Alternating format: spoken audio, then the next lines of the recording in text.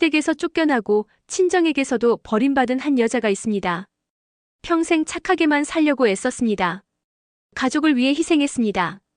그런데 왜 이렇게 되었을까요? 오늘 여러분께 들려드릴 이야기는 한 여자의 기구한 삶입니다. 총명하고 예뻤던 소녀가 어떻게 모두에게 버림받는 여자가 되었는지 그 긴 여정을 함께 걸어보시겠습니다. 빛나던 시절, 마을 사람들은 그녀를 부러워했습니다. 저 집 막내딸 참 예쁘게 생겼어. 공부도 잘한대요. 명문고 다닌다잖아요. 소문은 사실이었습니다. 그녀는 총명했습니다. 예뻤습니다. 무엇보다 성실했습니다. 고등학교 시절 그녀는 늘 상위권이었습니다. 선생님들은 기대했지요. 부모님은 자랑스러워했습니다.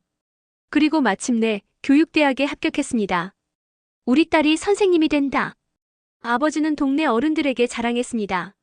어머니는 눈물을 글썽이며 고마워했습니다. 23의 봄 그녀는 초등학교 교사가 되었습니다. 새 정장을 입고 교단에 섰을 때 인생은 정말 빛나는 듯 했습니다. 아이들의 맑은 눈망울, 학부모들의 존경 어린 인사, 동료 교사들의 따뜻한 환대, 모든 것이 완벽해 보였습니다. 하지만 그녀는 몰랐습니다. 이 빛나는 시작이 얼마나 짧게 끝날지. 그림자처럼 따라다니던 남자. 야, 나랑 결혼해. 동네 오빠였습니다. 그녀보다 5살 위였지요. 어릴 적부터 그는 그녀를 따라다녔습니다. 학교 앞에서 기다렸습니다. 집 앞을 서성였습니다. 처음엔 그저 동네 오빠였습니다. 불편하지만 거절하기 어려운 그런 존재였지요. 그러나 그녀가 대학생이 되고 교사가 되면서 상황은 달라졌습니다.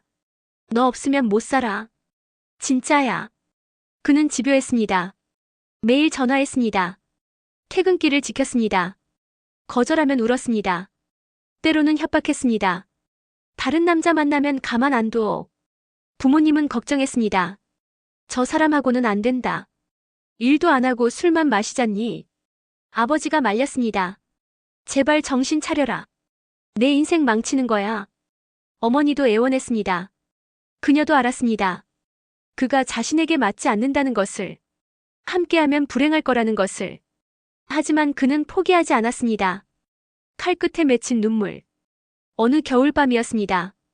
그녀가 퇴근해서 집에 들어서는데 대문 앞에 그가 서 있었습니다. 오빠, 왜 이래요? 들어가세요. 안 돼. 오늘 대답 들어야 해. 그의 손에 뭔가 번쩍였습니다. 칼이었습니다. 나랑 결혼 안 하면 나 죽어. 그는 칼끝을 자기 목에 댔습니다. 오빠. 그녀는 비명을 질렀습니다. 어머니가 뛰어나왔습니다. 이웃들이 모여들었습니다. 제발 그러지 마.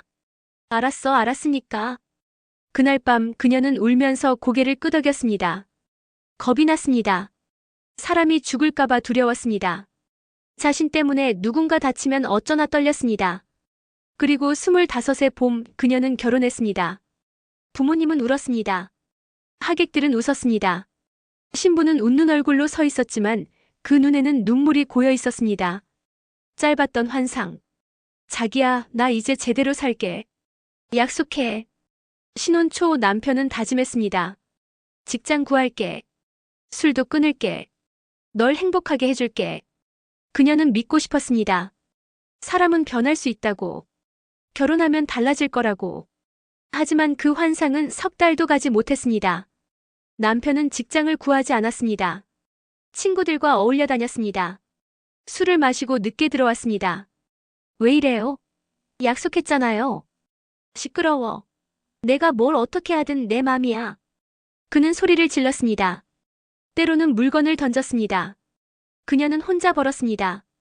집안일도 혼자 했습니다. 시부모님 봉양도 그녀의 몫이었습니다. 교사 월급은 넉넉했지만 남편의 빚을 갚고 나면 남는 게 없었습니다. 둘째 아이의 탄생. 첫째 아들이 태어났을 때 그녀는 생각했습니다. 아이 때문에라도 이 사람이 변하겠지. 하지만 남편은 변하지 않았습니다. 그리고 둘째가 생겼습니다. 출산 전 검사에서 의사가 조심스럽게 말했습니다. 아기에게 유전적 문제가 있을 수 있습니다. 뭐라고요? 정밀 검사를 해봐야 하는데 염색체 이상 가능성이 보입니다. 그날 밤 그녀는 혼자 울었습니다. 남편은 술을 마시러 나갔습니다. 둘째 딸이 태어났습니다. 예쁜 아기였습니다. 하지만 아기에게는 장애가 있었습니다. 당신 집안 유전이야? 왜 이런 애를 낳은 거야? 남편은 그녀를 탓했습니다. 우리 집안에는 이런 사람 없어. 당신 집안 문제지. 병원비는 계속 늘었습니다. 특수치료가 필요했습니다. 그녀는 밤낮으로 일했습니다. 남편은 집을 나갔습니다.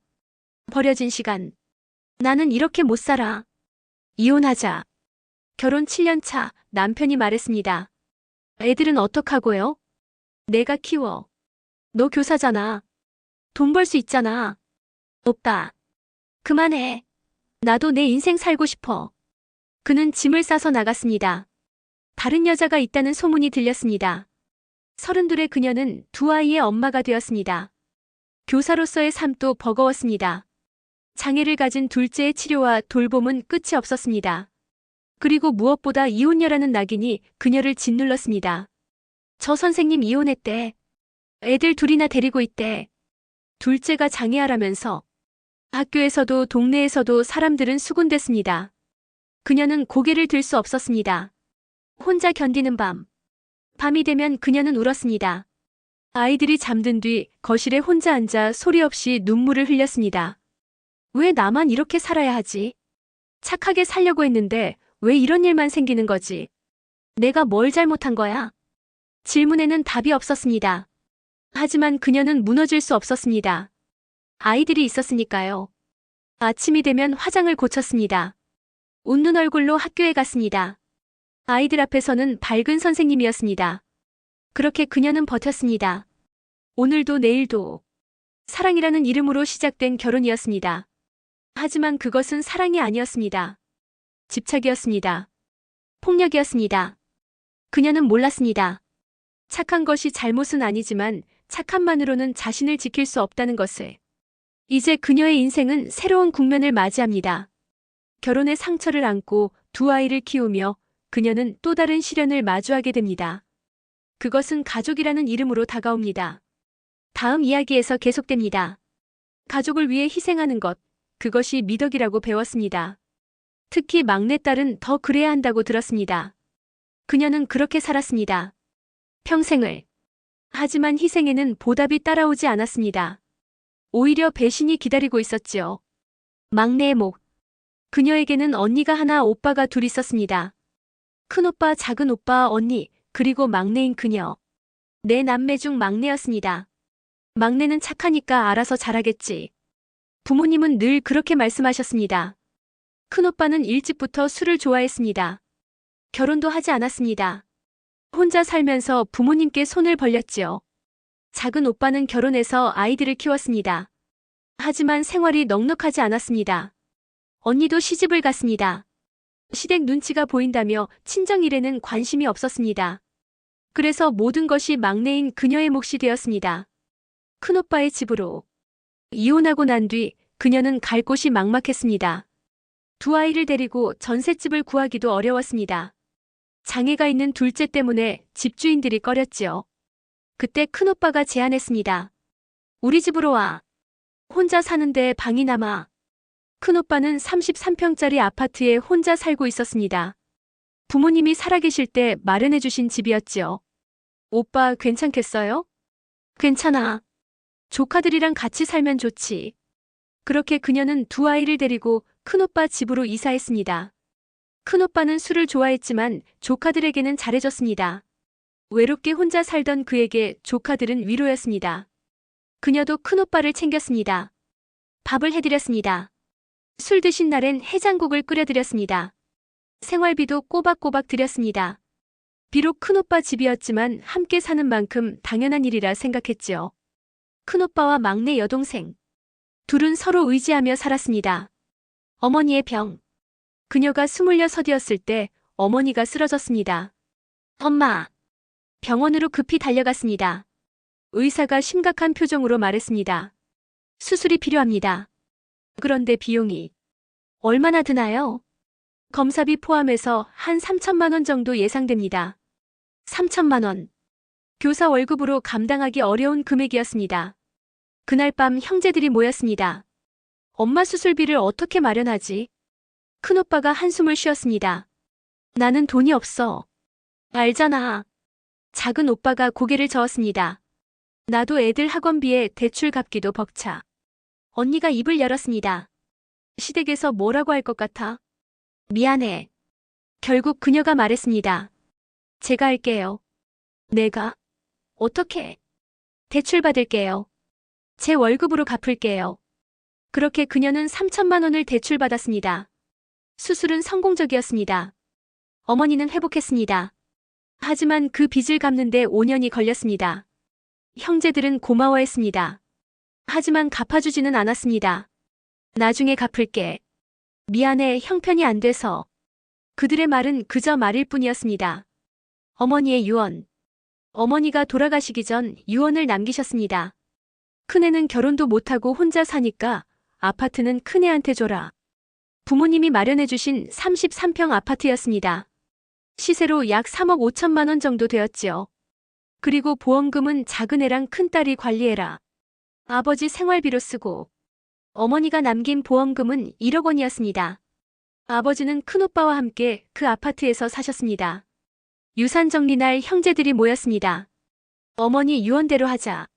작은 오빠가 말했습니다.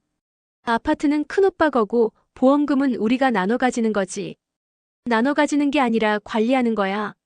아버지 생활비로 써야지. 언니가 정정했습니다. 하지만 그 말투에는 벌써 탐욕이 묻어났습니다. 그렇게 유산은 정해졌습니다. 아파트는 큰오빠에게, 보험금 1억 원은 작은 오빠와 언니가 관리하기로. 막내인 그녀의 몫은 이번에도 없었습니다. 너는 교사잖아. 월급 받잖아. 엄마 병원비도 내가 냈으니까 이해해줘. 형제들은 그렇게 말했습니다. 그녀는 또 한 번 고개를 끄덕였습니다. 항상 그랬듯이. 아버지 부양의 약속. 아버지가 돌아가시기 전 형제들은 약속했습니다. 아버지 병원비랑 생활비, 우리 넷이서 나눠내자. 한 사람당 30만 원씩 어때? 좋아, 그렇게 하자. 한 달에 120만 원. 4명이 30만 원씩 내면 되는 금액이었습니다. 그녀도 동의했습니다. 네, 그렇게 해요. 그리고 매달 30만 원을 빠짐없이 보냈습니다. 1년, 2년, 3년. 10년이 넘도록 그녀는 한 번도 거르지 않았습니다. 아버지는 그 돈으로 병원도 다니시고 생활비도 쓰셨습니다. 하지만 뭔가 이상했습니다. 아버지는 늘 쪼들리는 것처럼 보였습니다. 아버지, 돈이 모자라세요? 아니다, 괜찮다. 그렇게 말씀하시면서도 손주들 앞에서 용돈 한 푼 못 주시는 모습이 안타까웠습니다. 120만 원이면 충분한데 왜 그러실까? 의문은 계속되었습니다. 추석날의 폭탄. 그의 추석이었습니다. 형제들이 모두 모였습니다. 아버지 산소를 다녀온 뒤 큰오빠 집에서 저녁을 먹었습니다. 아이들이 할아버지께 용돈을 달라고 졸랐습니다. 할아버지, 용돈 주세요. 할아버지, 저도요. 아버지는 난처한 표정을 지으셨습니다. 미안하다. 할아버지가 지금 돈이 없구나. 그때 그녀의 남편이 의아한 표정으로 물었습니다. 아버님, 왜 돈이 없으세요? 형제분들이 한 달에 120만 원씩 드린다며요? 순간 자리가 조용해졌습니다. 아버지가 당황하셨습니다. 아, 그게. 작은 오빠가 얼른 말을 가로막았습니다. 아, 그게 뭐 생활비가 많이 들어서. 그녀는 이상함을 느꼈습니다. 식사 후 그녀는 아버지를 조용히 모셨습니다. 아버지, 제가 매달 30만 원 보내드리잖아요. 다른 분들도 다 보내시죠? 아버지는 한참을 망설이시더니 말씀하셨습니다. 엄마 보험금. 한 푼도 못 받았다. 네. 그게 무슨. 큰딸 통장으로 들어갔는데 나한테는 안 줘. 작은애랑 나눠 쓴다더라. 충격이었습니다. 보험금 1억 원. 아버지 생활비로 쓰기로 한 돈. 그 돈이 10년 동안 언니와 작은 오빠 주머니로 들어간 것입니다. 그럼 제가 보낸 생활비로만. 미안하다. 애들한테 말하기가 그래서. 무너지는 신뢰. 그날 밤 그녀는 형제들에게 물었습니다. 오빠, 언니. 아버지 생활비 계속 보내셨어요? 뭐? 작은 오빠가 당황했습니다. 아, 그게. 사정이 어려워서. 언니가 변명했습니다. 나도 시댁일이 바빠서 깜빡했어. 10년 동안요? 그녀의 목소리가 떨렸습니다. 10년 동안 깜빡하셨어요? 아니면 일부러 안 보내신 거예요? 야, 너 지금 우리 보고 나쁜 놈들이라는 거야? 작은 오빠가 화를 냈습니다. 너는 월급 받잖아. 우리는 힘들다고. 나도 힘들어요. 혼자 애들 키우면서 얼마나 힘든지 알아요? 그래도 너는 직장 있잖아. 말이 통하지 않았습니다. 그녀는 그날 밤 혼자 집으로 돌아왔습니다. 배신의 무게. 침대에 누워 천장을 바라봤습니다. 이게 가족인가? 어머니 병원비 3천만 원 혼자 갚았습니다. 부모님 유산 분배 한 푼도 못 받았습니다. 아버지 생활비 10년 혼자 부담했습니다. 그런데도 형제들은 당연하다는 듯 받기만 했습니다. 너는 교사니까. 너는 착하니까. 너는 막내니까. 그 말들이 이제는 칼처럼 느껴졌습니다. 눈물이 흘렀습니다. 분노가 아니라 허무함이었습니다. 내가 뭐였을까? 그저 돈 되는 사람. 가족이라는 이름 아래 그녀는 이용당했습니다. 사랑이 아니라 편리함 때문에 필요했던 것이지요. 그래도 계속된 희생. 그 뒤로도 그녀는 아버지께 생활비를 보냈습니다. 형제들이 안 보내도 그녀는 보냈습니다. 아버지가 돌아가실 때까지. 왜 보내? 다른 사람들도 안 보내는데. 남편이 물었습니다. 아버지니까요. 너무 착한 게 병이야. 남편의 말이 맞았는지도 모릅니다. 하지만 그녀는 멈출 수 없었습니다. 그것이 옳다고 배웠으니까요. 착하게 사는 것, 가족을 돌보는 것, 그것이 딸의 도리라고 들었으니까요. 반복되는 패턴. 시간이 흘렀습니다. 아버지가 돌아가셨습니다. 장례식을 치렀습니다. 형제들은 또다시 모였습니다. 장례 비용 어떻게 하지? 우리 넷이서 나눠내자. 똑같은 말이었습니다. 하지만 그녀는 이제 알았습니다. 결국 자신 혼자 낼 거라는 것을. 그리고 예상대로 다른 형제들은 이런저런 핑계로 돈을 내지 않았습니다.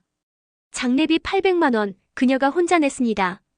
장례식장에 부조금이 들어왔습니다. 친척들, 동네 어른들, 아버지 친구분들이 보내주신 돈이었습니다. 약 500만 원 정도 되었습니다. 장례가 끝난 뒤 작은 오빠가 부조금 봉투를 챙겼습니다. 내가 정리할게. 오빠, 그 돈은 장례비에 보태야 하지 않아요? 아, 그래. 나중에 계산하자. 하지만 작은 오빠는 그 돈을 돌려주지 않았습니다. 오빠, 부조금은요? 아, 그거? 이것저것 쓰느라 다 나갔어. 뭐예요? 장례식장 음식비, 교통비, 뭐 여러 가지. 거짓말이었습니다. 그런 비용은 이미 장례비에 포함되어 있었으니까요. 결국 500만 원도 작은 오빠가 가져간 것입니다.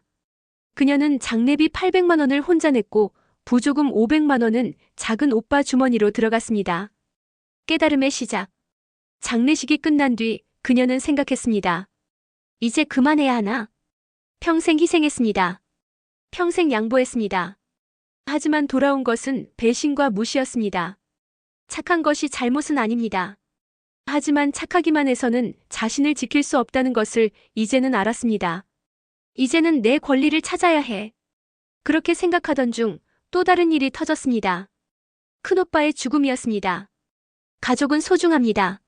하지만 가족이라는 이름으로 모든 희생을 강요받아야 하는 걸까요?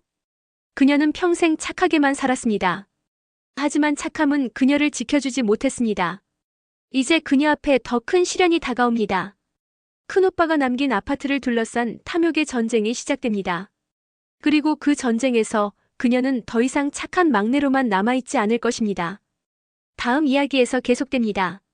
가족의 균형은 누군가 하나로 유지되기도 합니다. 그 사람이 있을 때는 몰랐습니다. 그가 얼마나 중요한 존재였는지. 큰오빠가 그랬습니다. 그가 살아있을 때는 형제간에 그래도 끈이 남아있었습니다. 하지만 그가 떠나자 모든 것이 무너지기 시작했습니다.